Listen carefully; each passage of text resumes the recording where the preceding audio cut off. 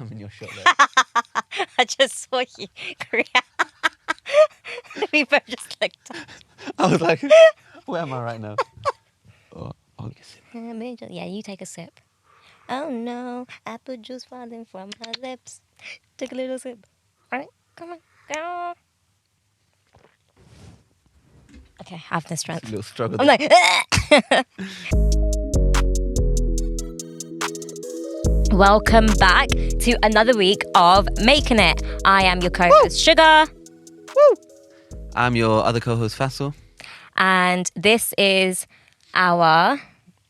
We don't know what episode we're on, Yeah. to be honest. We've just recorded them all in batch. Okay. And so, yeah, it might be the first one, might be the last. You never know. This week is actually a really interesting topic, which I know a lot of people can relate to, but we're going to be talking about what it's like being a South Asian creative.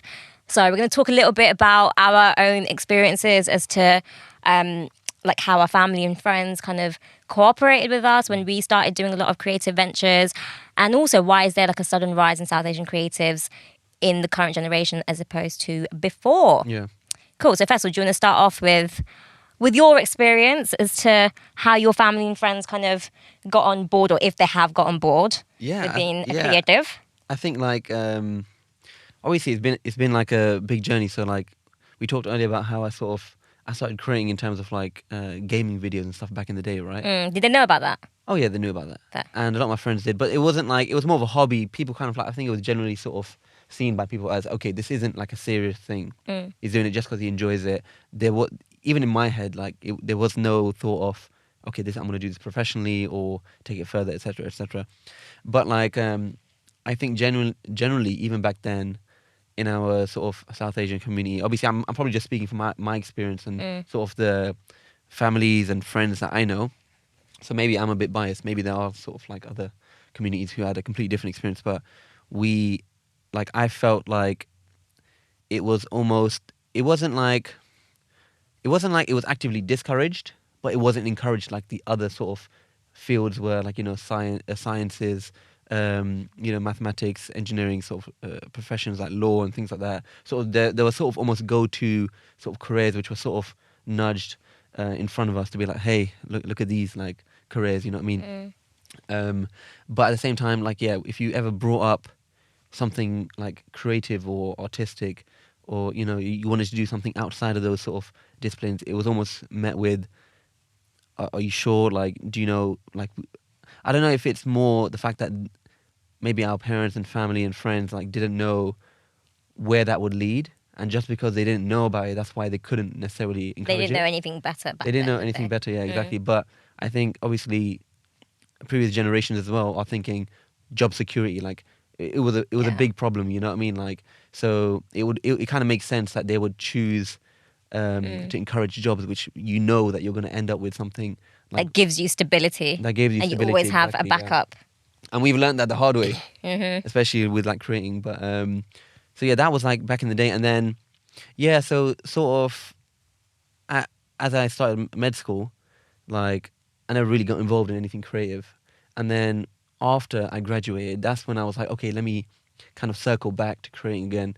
We talked about how I sort of rediscovered it and everything like that. But then at that point, it was almost as if like, my parents were like, okay, cool, he's got a stable job. You can do what you want. You can basically do whatever you want. Yeah. You've got the freedom. Exactly. And I'm lucky that I've got, You've got like, very cool freedom with the parents. medical school debt. Exactly, all that. But like, I'm quite lucky because obviously my parents were just like, my parents, family, friends were all quite supportive. They're like, it might start off as a hobby, wherever it goes, cool. It's just like something else. I think people's minds change once you do something as a side hustle alongside like a day job. It's almost as if, oh, he's extra ambitious.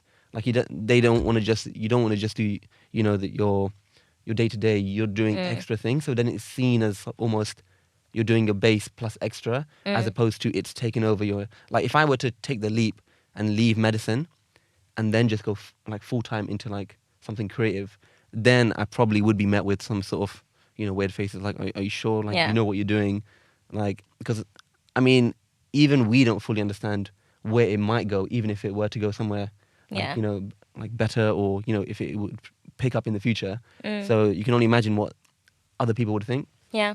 And I think like a lot of the South Asian creative, well, not a lot of them, but I think there is like a growing community of South Asians who started off with having a job in the corporate field or the medical field or like the law field, and then they have then either had a career change or they do these creative side hustles. So I think that trend is definitely there. Yeah. But what I find so ironic about the South Asian culture is the culture itself is actually really creative. Like it's actually driven by creativity, whether it comes from dance, music, food.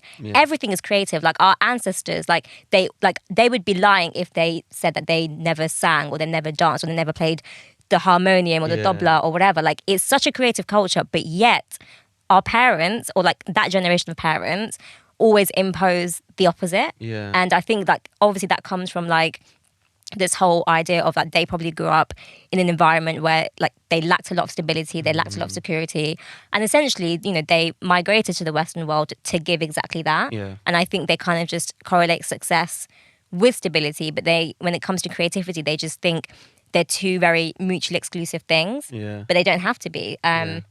But yeah, I just find that really ironic, to be honest. Yeah, no, that's true. I think also there's an element of sort of within our sort of culture or religions, there's like sort of almost certain boundaries that we wouldn't want to cross. And when you're creating, I think a lot of people just assume that creators essentially have like almost no limits when it comes to their creation. Like they sort of air out their dirty laundry, they sort of, create and sort of push past those sort of boundaries. And then so there's that almost sort of family kind of like, not embarrassment, but like, eyes are on you to make sure that you're not crossing those boundaries. So to make sure that you don't, they just sort of advise you to like avoid it altogether. Yeah. Do you know what I mean? Yeah, I would say like female South Asians have way more boundaries imposed on them than male South Asians. I feel like if a male South Asian was to pursue something in the creative field, they would definitely get less backlash. But for some reason, like I think, so for example, if a male South Asian was to say, okay, I'm going to do this creative venture, like they'll see it as like a talent. Whereas if it's a female South Asian, they instantly think, okay, but you shouldn't be talking too much. Like you shouldn't be voicing your opinion too much in the public. That's how they see it. So they don't, like, they won't see it as like a talent. They'll just see like, oh, well, actually, like you need to be really like humble and modest, and like maybe it's something that you can do in like your own time. But why do you have to share it to the world? Like they're just not used to just women speaking up. But obviously, I think that has definitely changed like in the last couple of years or so. And do I you think that's just mainly like a cultural thing?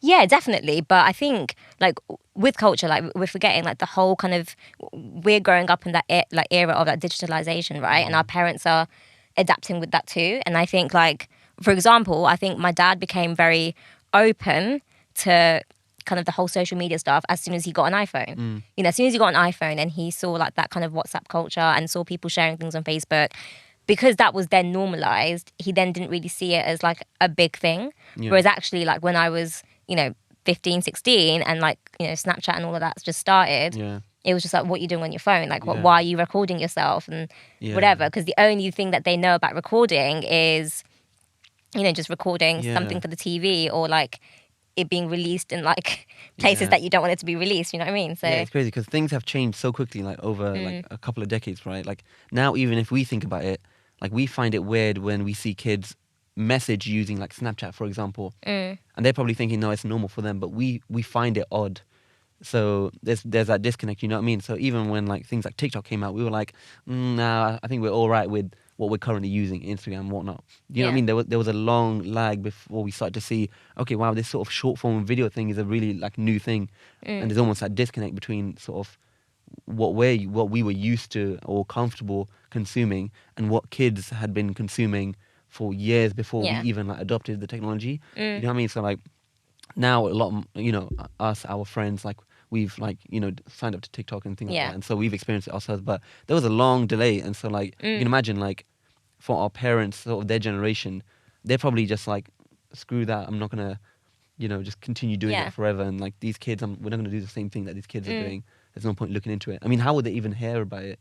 You know what I mean? Exactly. But I feel like I think what parents always kind of do is like, they don't really care what you actually do as long as you're meeting like their minimum requirement of like whether it's getting married or having a stable job. So it's like actually like if like your content or like, for example, okay, we're medics, right? So if our content was based on medicine and health, then you'd actually see like, parents kind of almost advertising it, saying like, oh look, like this is the kind of stuff that they do, like they kind of educate about like medicine and health, like it's so good, so good.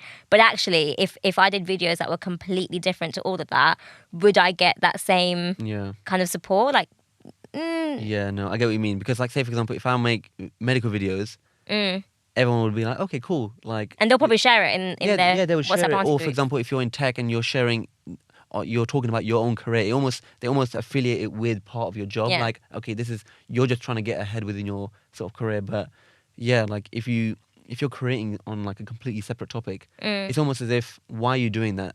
And I think part of it also comes from the fact that they don't know what it can lead to. Like even our friends, or a lot of people who don't really understand why people create, and it's still very like commonplace. It's only been like a few years before we sort of figured out why all the benefits that come with creating.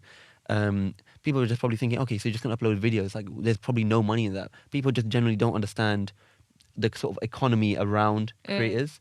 And so I don't really blame like the older generation for not really understanding it. It's just sort of, but I think they're starting to come around with understanding as they start to see other people that look like us, sound like us, start to take center stage. Yeah. And like to fill those roles that we're sort of like seeking to also like be alongside, you know what I mean?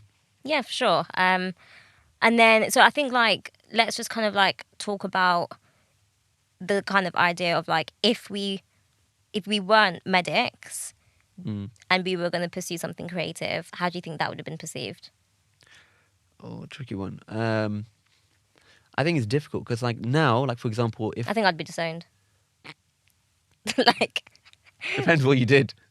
pretty much. What No, would you do? What would you go for? I used to Oh, paint. anything? No, so when I was a kid, I used to paint loads. Like that was my thing.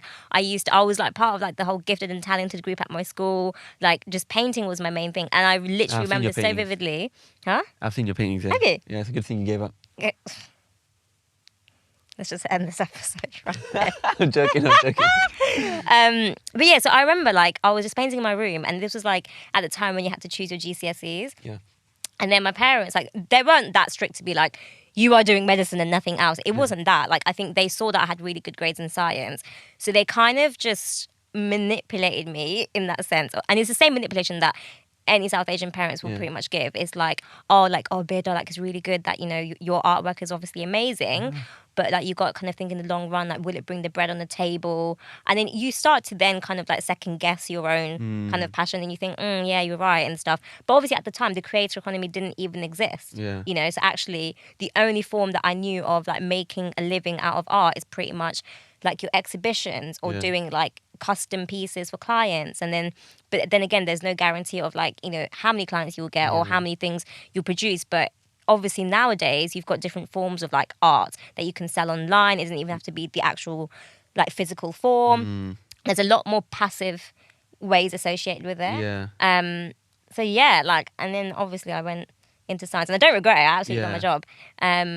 But yeah, I don't blame them, because actually, like you said, like back then they didn't really know anything more, and neither did I. Yeah. So you basically wanted to become a painter. Yeah, I think it was Now like. you're a doctor. Then I thought, how can I Who doesn't have time to compromise? paint. Yeah, pretty much.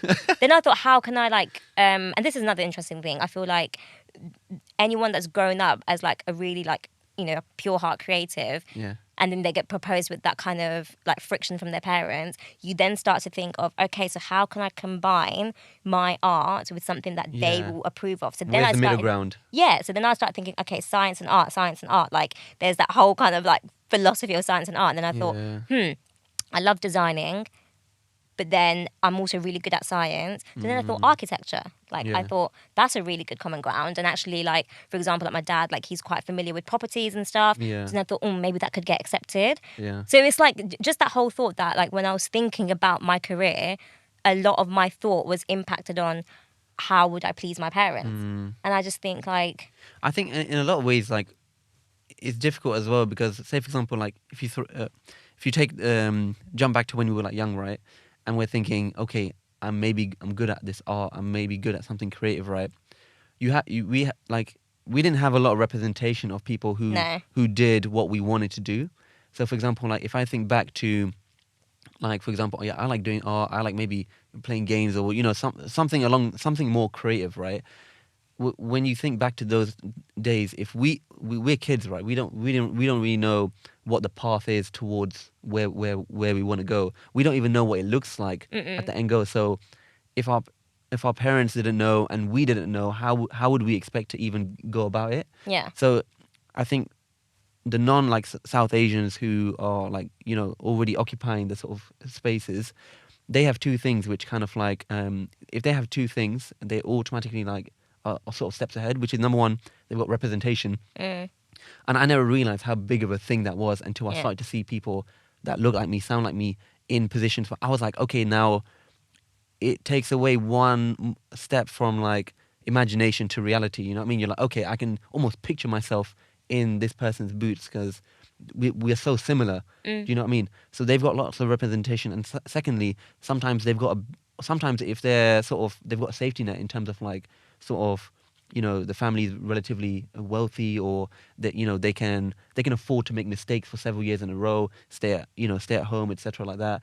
Then they've obviously got those benefits. So unless you need several different sort of ingredients like that to kind of even risk having like attempting such a thing. You know what I mean? So I feel like a lot of us South Asians are now sort of in a position where we look for the stability first. We look for that safety net because we know it's sort of ingrained in us not to take that risk. And in a lot of ways, it's very helpful. It's kind of like it means we're more stable. It's risk averse, but there's still not as many people taking the complete leap to going full time. But why would you when you're so comfortable? Why would you go back to something which is more risky, not earning for several years, or you never know when the money might come through. Yeah. And you see this with like all creatives, essentially, it sort of goes up and down. Sometimes you have a good month, the next, 6 months, maybe you've got no projects. So there's a lot of nuance to like, being South Asian in the community space, but also the different stages at which you want to get involved, and also with the rapid like digitalization, like you said, like there's so many different factors coming in. But we're currently in a place where we've got 9 to 5s. Yeah. We're doing this as a side hustle, but we're almost rediscovering that our passions and seeing that we can maybe we can sort of relive some of our like childhood dreams, which now, do you know what I mean? Yeah. So I think that's nice. Even though people have like 9 to 5s now, they've got full jobs and they're only doing this as a side hustles. The fact that they've come around and are thinking, you know what, let me just give this a try. Like I never gave it a try before. Let me give it a try now. I think that's really nice. Yeah, 100%. And I think like those who, for example, have like kind of started it on from like a very early point, I feel like they either have like parents or family who also are like in the creative. I don't want to say the word creative because it just doesn't match like a South Asian family. Yeah. So when I say creative, I mean like I would say like the you mean like receptive? Yeah, so as in more like the traditional kind of forms. So for example, like they're musicians or like they or they play an instrument or like they're artists or whatever. Because I think when we say the word creative, to us now we think like online presence, YouTube, all of that stuff. But then like I remember when I was saying the word creative to like my dad, he would then say like every time you say that I just think of like Shah Rukh Khan or I think of like Bollywood, and I thought that's actually really interesting. Like it is true, and I think and I was like maybe Bollywood ruined it for us. Like, because it's like, and it's not the first time I heard Bollywood every time I say creative. So like I was talking to my auntie the other day, and then I was saying to her like, she found out that like, I had some YouTube videos, and I was like, oh God, who told you? How did you know? Essentially, one of my cousins then like showed like the YouTube videos to her, and then she was just like, oh, what are you trying to be like the next like Aishwarya Rai?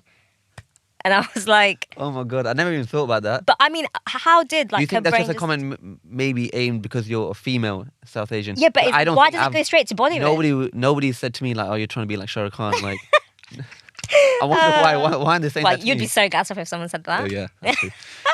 But why does it always jump to Bollywood? And I thought, hold on a second, like there's probably reasons why, like they're just really like not so fond of. I think they probably think, okay, if you're trying to be creative or you're setting up a YouTube channel, you're trying to just be famous. Yeah, and you know what I mean? Like I think even that was my opinion of people who try to sort of make things or have an online presence was before, is that you're just trying to be famous and get the money that comes with it, without really knowing all the sort of things around it. Like, there's a lot of people, like we said in previous episodes, who just want to be creative for the sake of being creative and don't want an online presence. They just want to make things. Exactly. And that's completely fine. Like you could be off the radar and just sort of sell to clients and nobody really know. Even your name, you could do it under like a fake name, stage name, alias. You know what I mean? So obviously the definition's changed as we've gone along, but. Yeah, because it's like, the thing is, it's like, going back to Bollywood, like, I think Bollywood does have like a quite, like, I wouldn't say negative connotations, but it's like when you do think of Bollywood, you then kind of like think of that whole culture of like, just like the celebrity A-list culture, isn't it? Of like being out there, bad things being said about you, or everyone really wanting to find out like your personal life and all of that stuff. So I think as soon as like you then start putting stuff online, I think maybe our parents then think like, are we going to get sucked into that culture? Yeah. And also when they kind of like think, like, so when we propose that idea of like, you can get really successful and you can get really big doing this stuff, they then instantly envision like that whole kind of like group of like Bollywood celebrities and think, okay, is that what she means by success? Because actually, humble yourself. There's other forms of success than being famous and being all of that. Yeah. So, yeah, I think what's interesting as well is that like most Asian families, say for example, if they really like watching Bollywood films or Asian shows, for example, right? If you get enjoyment out of watching something like that, you have to understand that someone in the world has to sort of allow be receptive to their kids or whatever going into that field for you to get that entertainment. Because if the attitude of let me discourage you from going into that was like widespread, you wouldn't even have the shows that you sit down every day to watch. So it's that disconnect between, I really like watching online, but you don't get involved in it. You know what I mean? And obviously that's understandable to some extent, but at the same time, like I think the conversations need to be had about like what it really entails, where the limits are, where the boundaries are, and how you'd make it work. You know what I mean? And sort of, I think a lot of people, especially in the South Asian community, it's like the stereotype in it. They just have difficulty having those conversations because they don't necessarily have that sort of relationship, or it's almost like a stigma to talk about that sort of thing in an Asian household. Yeah. So it's difficult. Like, I mean, we're very lucky that we're on the other side of it. So we've kind of gone past that stage, and we've probably had our difficult conversations around it ourselves. But I think, like you said earlier, like we sort of navigated it by sort of going through the traditional route of getting a job that we both enjoy, but then sort of circling back, saying, okay, now like there shouldn't be an issue with us creating now because we've done both. You know what I mean? We've done what our sort of parents sort of I feel like as soon as we graduated, we're like, there is nothing that you can say that I can't do. Like that's it. I'm gonna be Ashwarya I am Rai. free. I can be Ashwarya Rai. I can be any Admit actress. it. Like no. You got it on camera. Look, if you see me TikTok remaking Devdas, now you know why. But yeah, like I kid you not, like as soon as I graduated, I literally was like, okay, here's this certificate. Like I have. I've done my service. I've done my service to you. I've done my probation. Now I can go. Yes. Yeah, I mean, to be honest, I don't want to make it sound like it was like the worst thing ever because at the end of the day, that's been unfair enough. We are very, very thankful. We are also really, really blessed that we were born into a very blessed and privileged world that we could become medics and that our parents, could help us finance that. So a moment of appreciation, 100%. Like, I think it's unfair for us to be sort of. I mean, obviously we have to. Like, we're in jail. Like, it's not. It's not like that. As in a lot of ways, I'm actually happy it sort of happened this way. Yeah. Like when we think about it, like to even have a safety net in this kind of climate of like is the difficulty finding jobs. I mean, we're assuming that if we went straight into creating that, we would even be successful or find jobs or have a decent living. You know what I mean? It's not that easy. If anything, it's much, much harder. Like, for us, like school and university and things trains you to sort of have issues, maybe problems, and deal with it, sort of thing, right? Especially in the sciences and whatnot. So when we go to work, you pick up a book, you study, you do this, blah blah blah. It's done. In the creative world, it's not necessarily that. You can have an idea and do your work, and people just aren't receptive to it. It won't sell, or nobody likes what you're doing. So what do you do in that situation? That is a much more, in my opinion, much more stressful position to be in. Yeah. Because we've seen firsthand how hard it is to like just even stick to a basic schedule of putting out work. So, Yeah.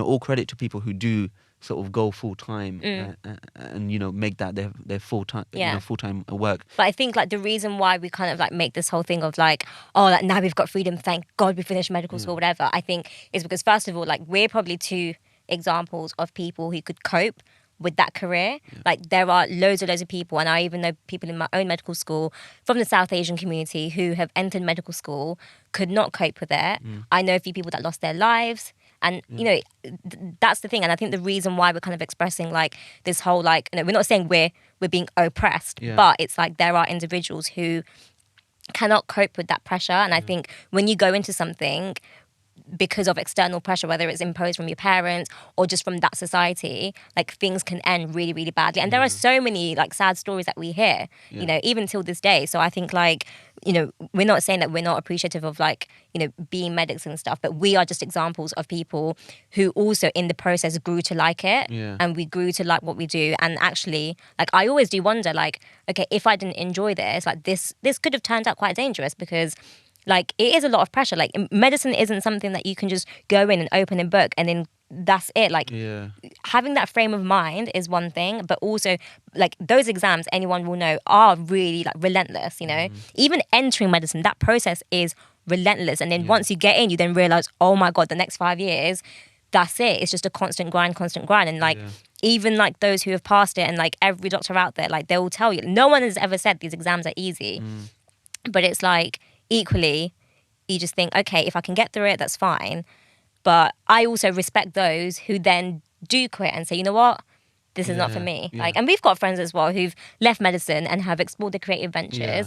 And like, I'm happy for them because they've, their family like may or may not have been supportive at the beginning. But they're just seeing how happy their child is. I think it's like super brave thing to do to actually make the decision to be like, look, I've spent several years doing this, but I still want to leave in spite of that.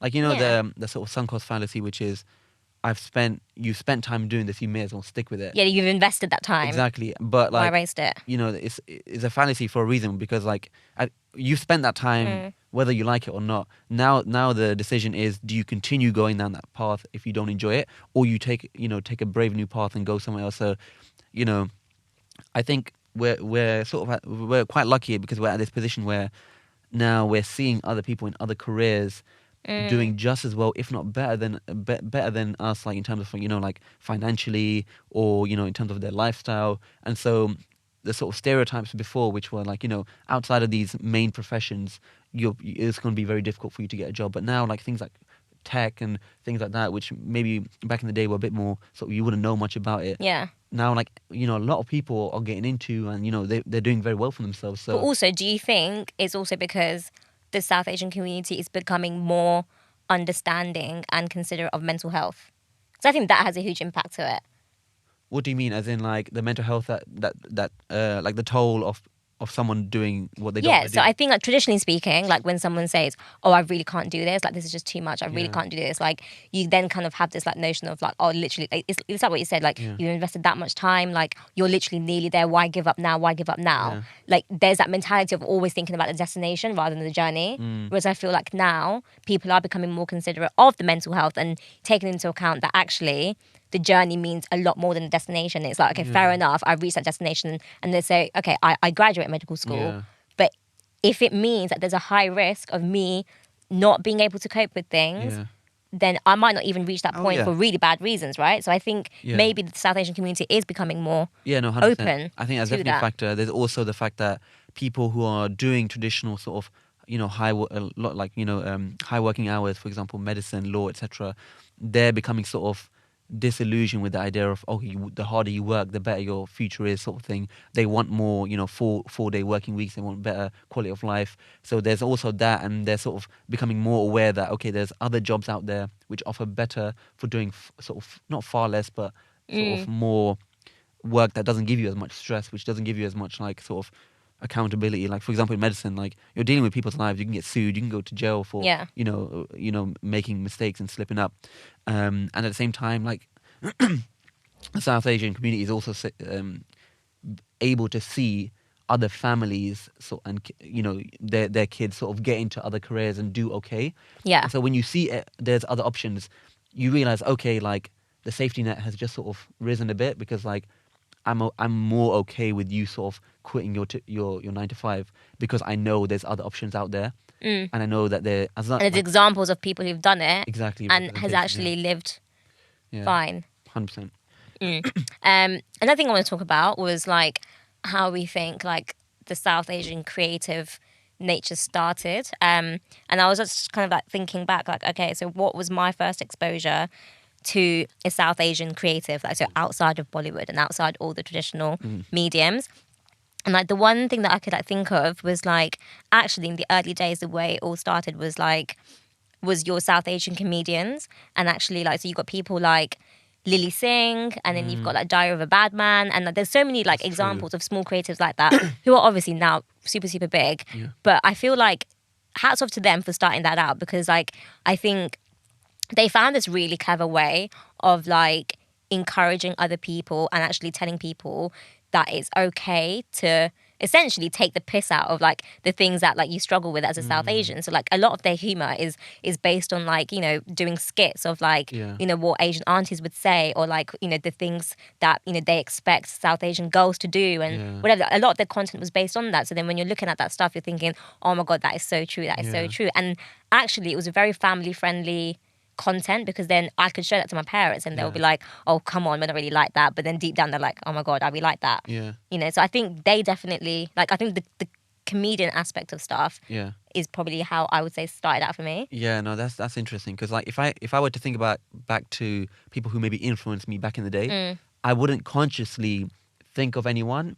Only now that you're mentioning it, some of these people, they were more like subconscious sort of creators. Because, for example, back in the day, even if like you never thought you'd be a creator, just seeing someone, you know, someone brown, someone of South Asian like origin, making jokes, talking about things that you can relate to, that's super powerful. Because before that, essentially, like you're just watching, you know, other cultures talk about their sort of, you know, what they can relate to and sort of inside jokes, which you wouldn't really understand, but, you know, you can imagine what it might be like. And so experiencing that for ourselves and saying, oh, wow, like this, our culture is so rich, there's so much to talk about. Yeah. And they're sort of leading the way and, you know, breaking down barriers sort of for us. So subconsciously, they're making it easier for us, even if we don't know, because we're seeing someone do it. So in the back of our minds, we're thinking, okay, it's possible because there's someone there already doing it. Yeah. Like I was thinking about this, literally just watching Hassan Minhaj. Like yesterday,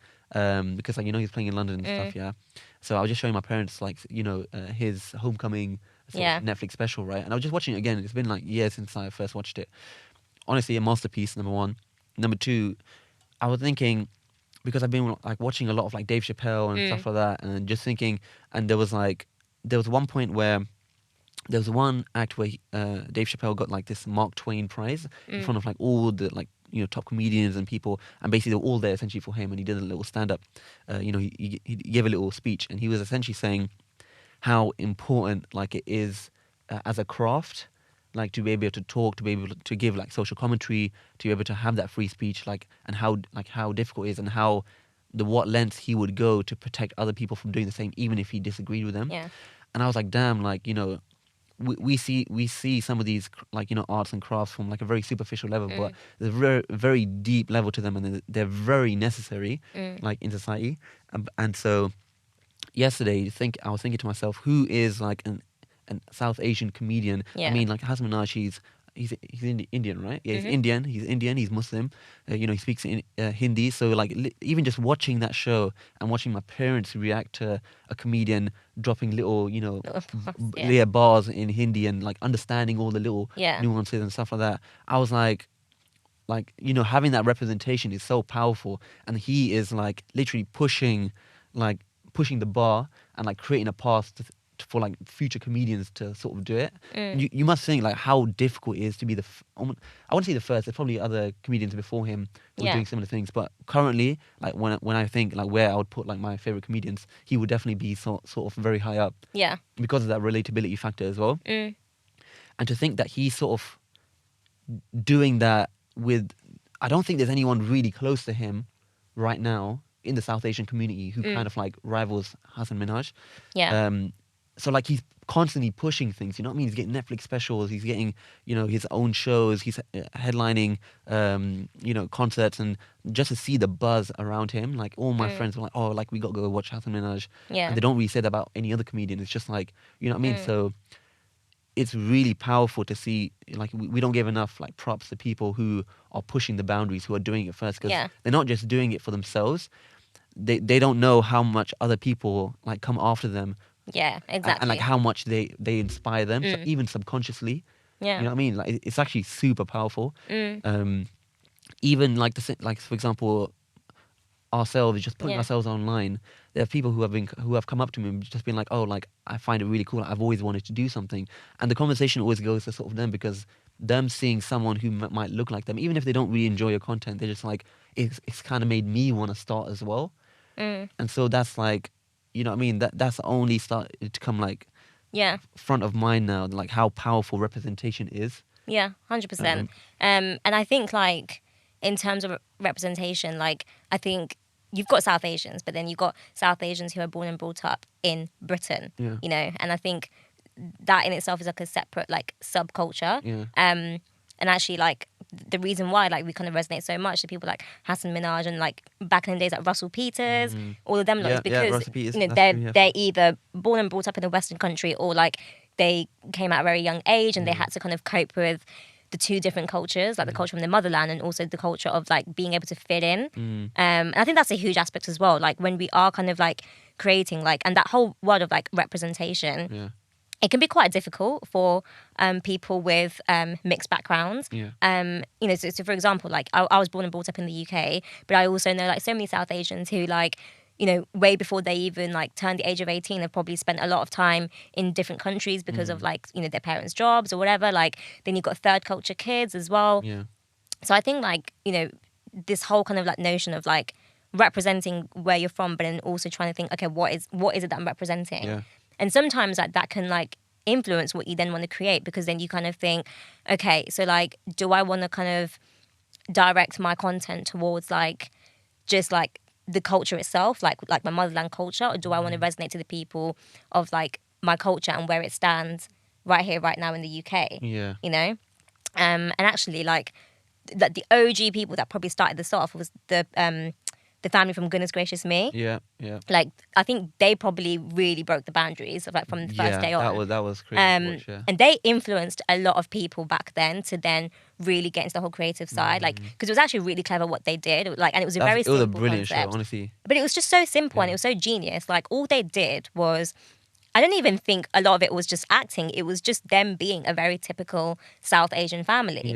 And like for us to see something that we could like relate to and we recognize. And they cleverly put in a character that was representative of at least everyone in the family. You know, so you've got like the parents, you've got the nanny, you've got the parents who like are navigating like their immigration to like the UK. Then did they even have kids? I can't remember if they had kids or like. I think there was a couple of skits where they were like dumb kids almost.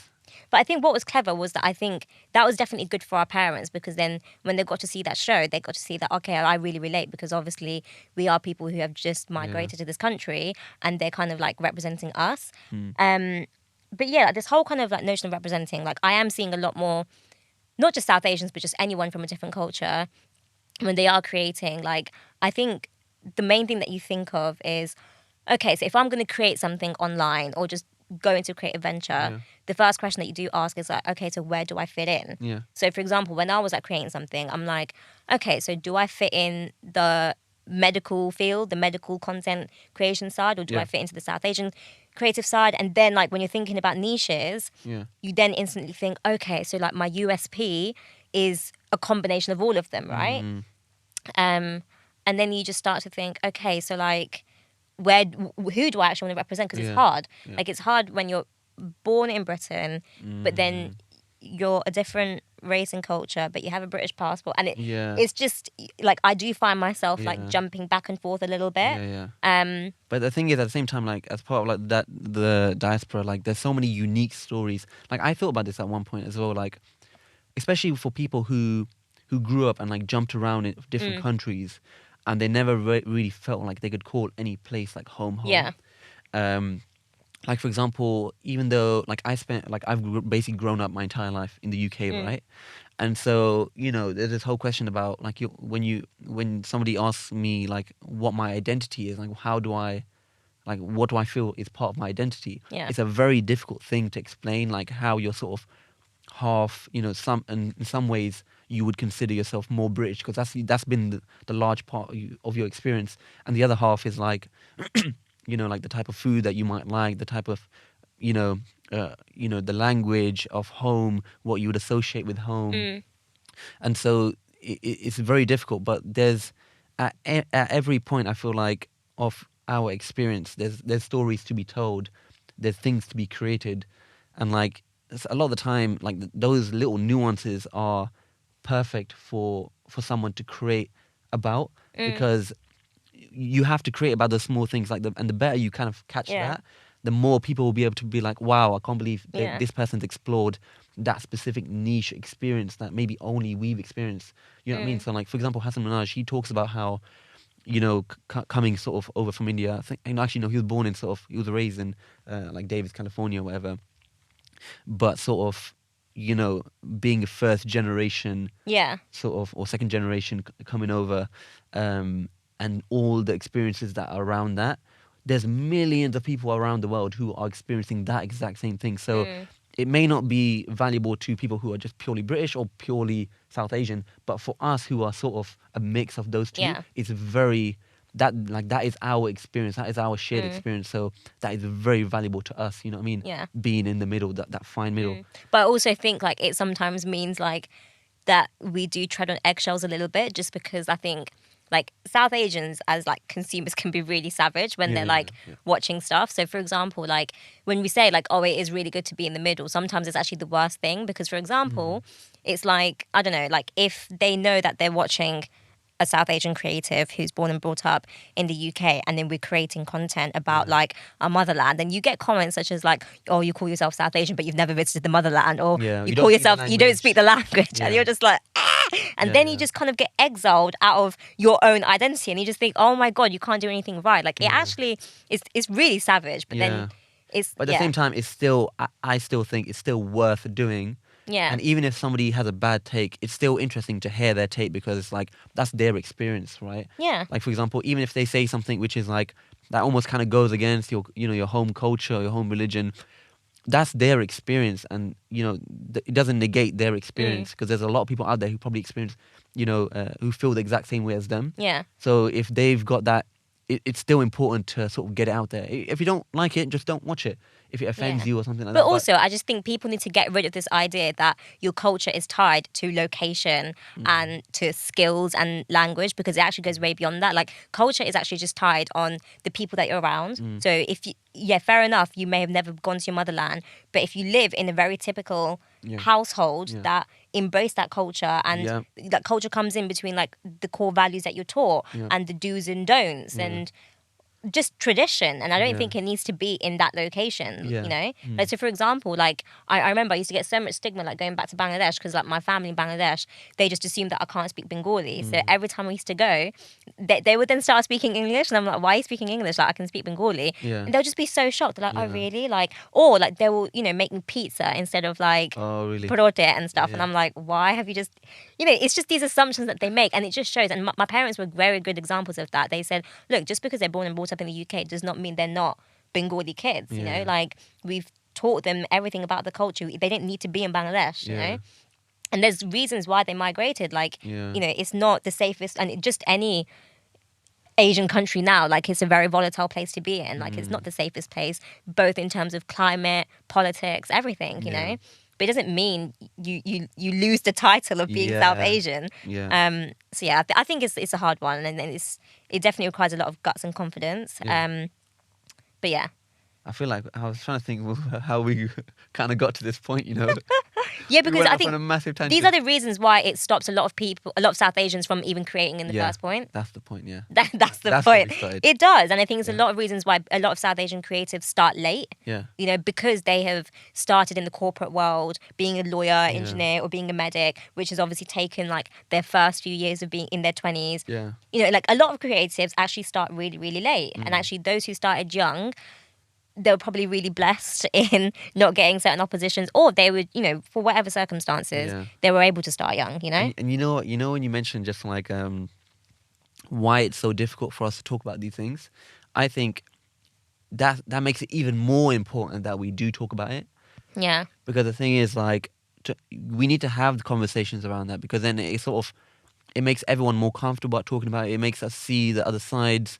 Like, for example, we might say this, and then someone back home might be like, "Oh, like I never knew that they felt that way, or they experienced things like that." You know what I mean?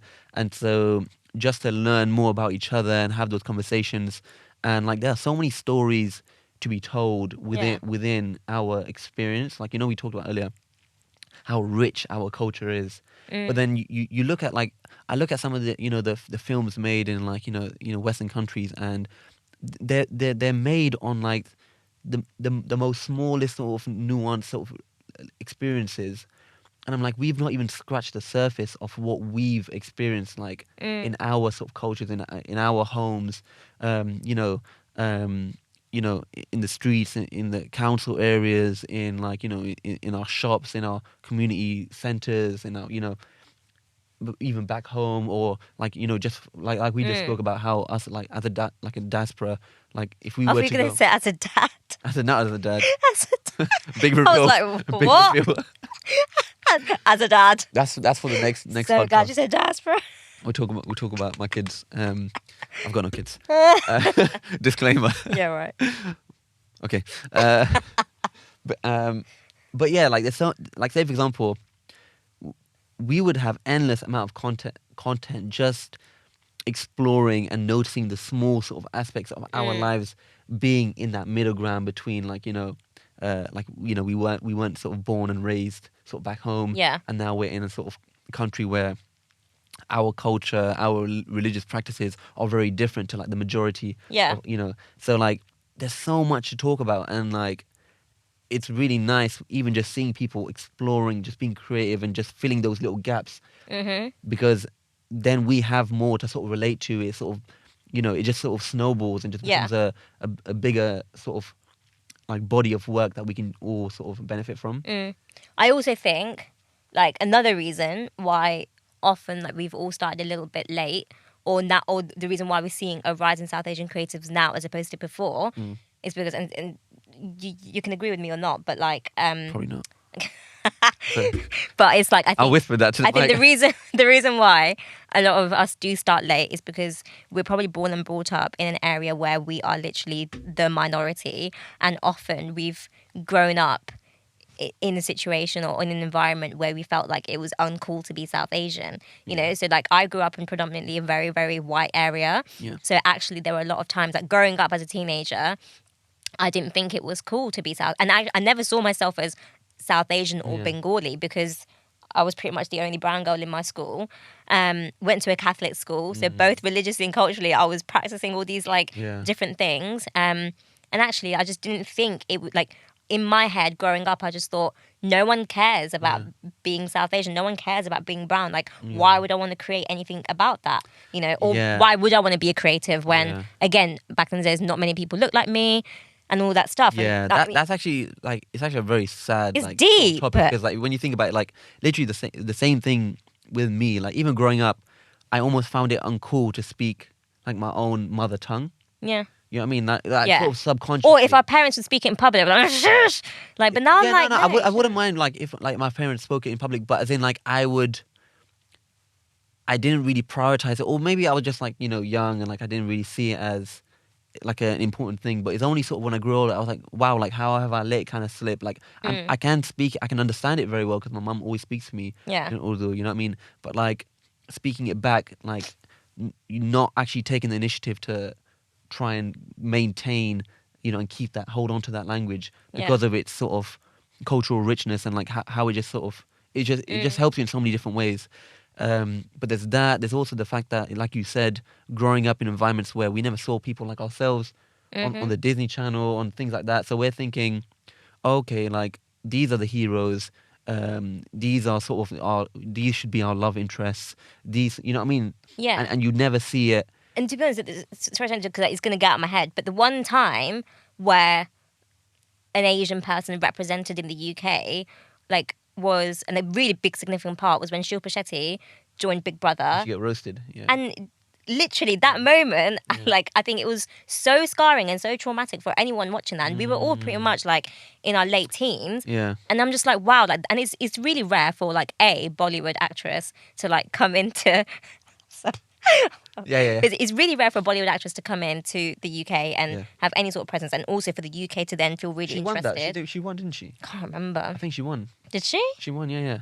But then it's just like all you can, was it Jade Goody? Yeah, but then She was roasting her. I mean, she called her Poppadom and whatever. Yeah, I but remember see, that's the one thing that you remember is the Poppadom, and not. Is that even though like I never knew her, I was almost rooting for her and rooting for the public to kind of see her because she almost represented us. You know what I mean? Yeah. Like, you're like, will anyone like? And then just all of that backfire when you just saw the backlash that she got in the Big Brother house, and you just think.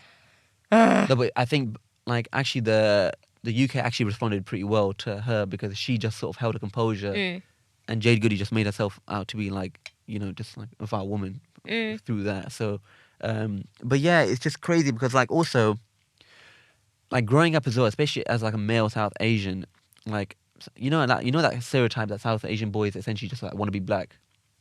Yeah, with You the know cars that one, and yeah? stuff, innit? No, not with the cars. I mean, just like in terms of like, there's so many. There's a lot of Yeah, I aspects do which get are that, true because yeah. like growing up, even now, I listen mainly to African American music. Yeah. Or African American creators or just black music creators because there's so much. I don't know how that sort of ended just up. what but you even, like, yeah, isn't it? hip hop, rap, or even just a lot of my favorite musicians are black. My favorite comedians are black. Yeah. My favorite shows, Fresh Prince of Bel-Air, Yeah. Everybody Hates Chris, My Wife and Kids. A lot of that was based around either African American or mostly African Americans. Yeah. But like when you think about it, like they've sort of so much. Like I've seen so much of how rich their culture is, and it's a shame that we didn't have as many sort of South Asian sort of shows and musicians and comedians to sort of as a parallel. Yeah. So when I think about it like that, I think how necessary it is for people to stop like sort of fill those spaces.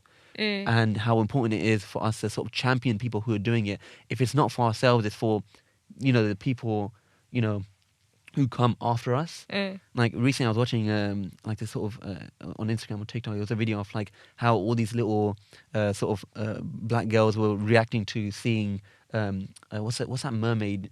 Oh, yeah, The Little Mermaid. The Little Mermaid or whatever, yeah. Yeah, like and it's got, is it Hailey? Whoever, yeah. But basically, Yeah, like, so as in their reactions to seeing a black mermaid for once, and they're like, what? Like, She looks wow, just like me. She just looks just like me. And or then seeing her you've like a got black all Bob for the those first time. Bill and Bobs who react to it. Exactly, but you know what I mean? Like, you don't realize how powerful it is to see someone who looks like you acting in that situation. Like, even when We've recently had a representation in Disney. that Marvel one. I've not seen. What's her name? I don't know, little Marvel girl. Little Marvel girl. What is it? Miss Marvel?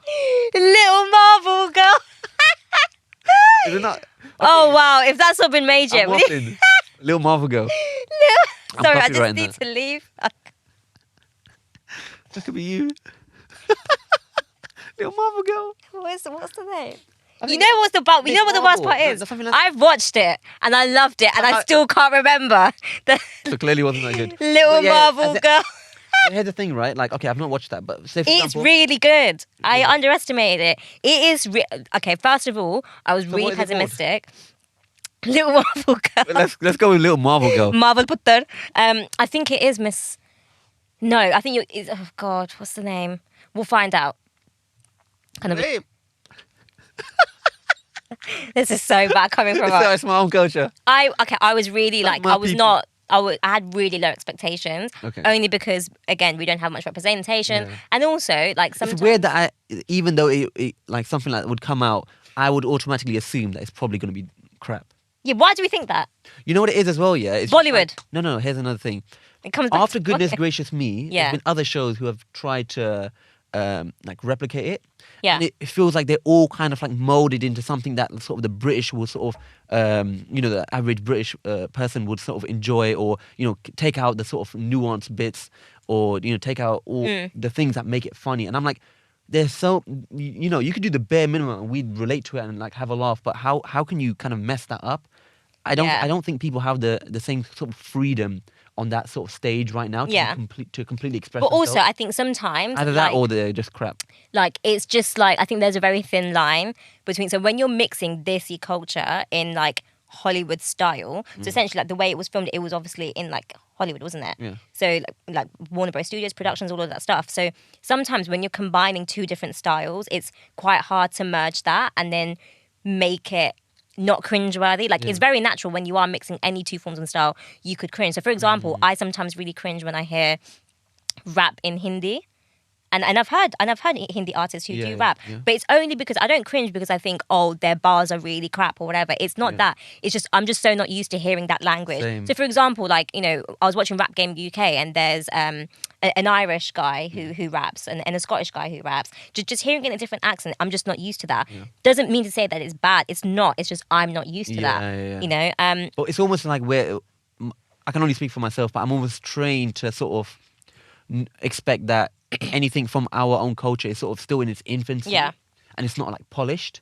So there's no point in me watching it because it's not gonna match up to sort of Hollywood level. You know what I mean? Yeah. And like, but like, say for example, when Black Panther came out, I felt like really happy for even like sort of the black community to see. Because the same thing, remember with the Barbie dolls, kids seeing like Chadwick Boseman as a Black Panther and thinking, wow, I can be a superhero. Like that was so cute to see, yeah? And then at the same time, there was another film, what was it? Like there's another Marvel film. I gotta be careful with what I say here. Little Marvel. It's I think it's... Hulk. No, it's the guy with the rings. Huh? The Chinese dude with the rings. Oh, yes. What's that called? Is it Kai? No, not Kai. No. No, Cobra Kai. What's wrong with you? That's what you're thinking of. No. You're thinking of Mr. Miyagi. You watch Marvel more than me. I don't know why Okay. you're struggling. Oh, what was his name?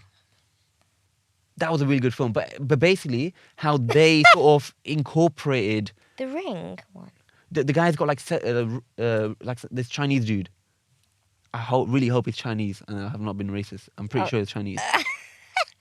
But like, And it's Marvel. Yeah, I think so. Yeah, I think so. Okay, let's move on before we lose our credibility. I'm joking. Oh, You've got your phone on you. Check it What's on it your phone. called? We are allowed to have our phones out. It's not even like that okay, strict. Okay. Find out the Marvel one as well. No. Little Miss Marvel. No, just find out. I think, what's it called? Find out the Marvel one. Marvel. Say Pakistani Marvel. Rings. Shang-Chi and the Legend of the Ten Rings. Okay. See, I was not going to butcher that first bit. But then what was Shang-Chi. Find out the Marvel. Let me show you guys. Where's the camera? There. Can you see? Zoom. Now. Let me see. Oh, fair. Okay. So this was sick because like they incorporated a lot of like... Marvel one. Huh? Find the Marvel one as For well. God's sake. What do I search? Pakistani Marvel. Kamala Khan. She's called Kamala in the show. Miss Marvel. Miss Marvel. So why'd you say Little Marvel Girl? I said it earlier, Miss Marvel. And you Did were you like, say you no. said Little Marvel No, I Girl? said Miss Marvel 10 times until you forced me Okay, to it's say Miss that. Marvel. Okay, wasn't that far off? I said Miss Marvel. She used to be a Little Marvel Girl. Rewind it. Put the little clip of me saying Miss Marvel. Anyways, I would give that a solid 8 out of 10. Miss Marvel Girl slaps doing it. What is it? No, Little Marvel Girl. Yeah. But yeah, the Shang-Chi one was really good.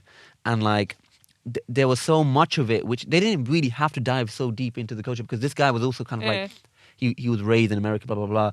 But they introduced so many cultural elements which made it like, wow, like, this is super interesting to watch anyway. Yeah. Like to learn about a new culture. And, Yeah, 100%. And there's been a lot of like conversations about how, even on Netflix, for example, how some shows like Squid Game are not Hollywood, but they've taken over the world by storm. Like they don't speak English. They're speaking Korean. Like everything's But like, people for are example, interested. But exactly, the world loves Because it. the concept and everything. Yeah, it's the just concept loves it, and so like much. and the films like Parasite, like South Korean films when they're coming into it, I got obsessed with South Absolutely Korean awesome, films for a while, and you're just thinking like, wow, okay, like there's so much to explore within cultures. There was another film, I think it was about a small Chinese family and sort of the generational divide between the grandma who was like from back home and like the granddaughter who basically only saw herself as like American and was like, "Grandma, you're weird," like and that kind of thing. Yeah. And it was a very sort of the film was all like almost completely about sort of that relationship Yeah. and how they sort of bonded over time. Yeah, I can't remember that film. There's no point in me searching it. But you know what I mean? Like like what I'm trying to say is that there's so much to explore within our cultures. Yeah. And there's so much left to explore that like it's actually really exciting to see people from say, the South Asian community begin to start like working towards and sort of bringing other people in and exploring those sort of those stories, those experiences. And I think the essence of it all is, like you said before, it's just community, isn't it? Yeah. It's just that sense of community and being around people who at first you thought you were the only one, but then you realise that actually you're not the only one. And just resonating to each other and just making art out of it, really, as cringy as that sounds. But yeah, so having more representation in big platforms like Disney and Marvel, like that obviously had such a huge impact. But also seeing a lot of people who are very similar, who have very similar paths to us, really making it and showing to us that you can be successful. Yeah. Like it just helps, really, doesn't it? But yeah, and I just hope that it goes in that direction. Yeah. And shout out to all the people out there making things, making it. Yeah, and if creating, you're South Asian and you're exploring. making it, then contact us and share us your work. We'd love to have a chat with you guys. But I'm sure there's loads of people out there. No, it's honestly, it's even nice just sharing that sort of journey with other people who are just sort of, because we sort of have that shared anxiety about, we don't really know, where this might end up or what we're really doing. We don't have full control over it. And so it's nice to have sort of a friendship group or just a community of people who are doing the same thing. Like even when I started, for example, I met you and the other guys who sort of had creative interests, and it's nice to have people who immediately understand what you must be going through, like that you need a bit of support. Yeah. That it's a very lonely thing especially when you're creating and you don't have anyone around you. Sort of doing the same thing. So having that encouragement, having that support, or just having someone check in with you and be like, keep it going. You know what I mean? Like you I'm doing my thing, you're doing your thing, but we'll support each other. We'll sort of, we're in this journey sort of together. It's really nice. So yeah, hopefully. Friends. But yeah, our Little Mermaid, the little Marvel I'd love to be girl. a mermaid, Little Marvel a little girl. brown mermaid. You kind of dressed like a mermaid today. You got the mermaid outfit on. Little Miss Mermaid. Represent. Anyway, yeah, I think that sums up. I think that wraps up this episode quite nicely. We just all want to be mermaids. Yeah, little Marvel girl. Little Marvel girl. We'll make that. Marvel boy. I could be we'll Marvel put- boy. You reckon? You have to have talent and powers.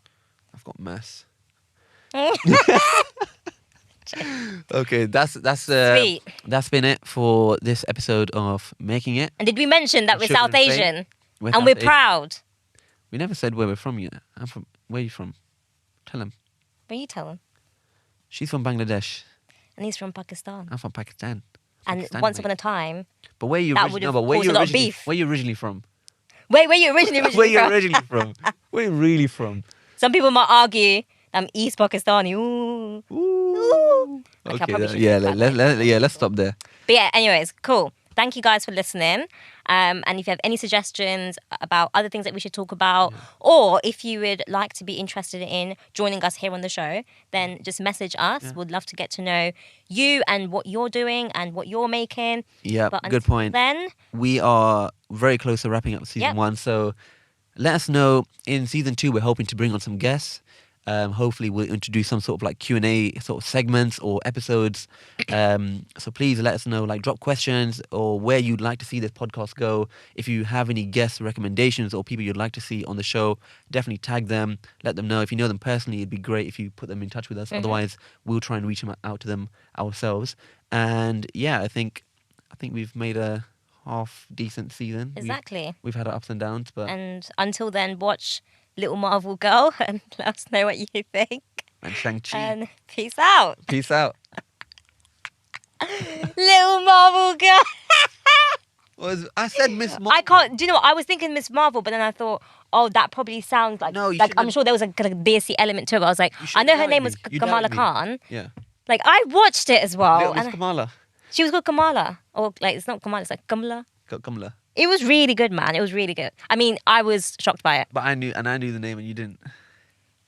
I'm a G. Oh.